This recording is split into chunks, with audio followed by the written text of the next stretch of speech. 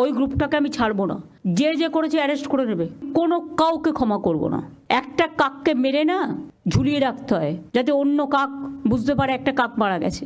ভাগাভাগি ছাড়া আর কিছু বোঝে না। লোভটাকে বন্ধ করে দিন। যারা লোভ করবে তাদের মুখে একদম পুরো ললিপপ দিয়ে অথবা লুকোপ্লাস্টার দিয়ে বন্ধ করে দিন।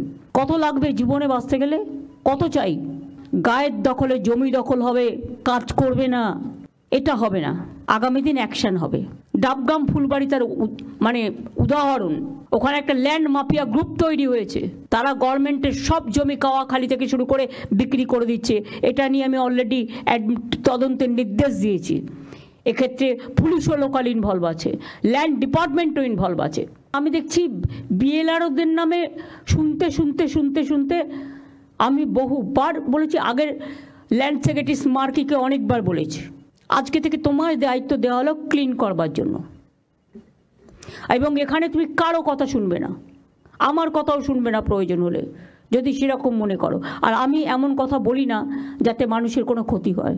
সেবক রোড, কাওয়াখালী, ডাবগ্রাম, ফুলবাড়ি, গৌতম দেব, তুমি এসছো, you can't deny your responsibility also.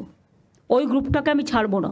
Manoj তদন্ত এগোচ্ছে, যে যে করেছে অ্যারেস্ট করে নেবে। আমি কোনো কাউকে ক্ষমা করব না।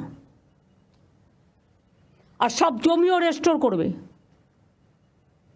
এ নয় যে পাকা বাড়ি করে দিল বলে তাকে ছেড়ে দিতে হবে, নো। একটা কাককে মেরে না ঝুলিয়ে রাখতে হয়, যাতে অন্য কাক বুঝতে পারে একটা কাক মারা গেছে।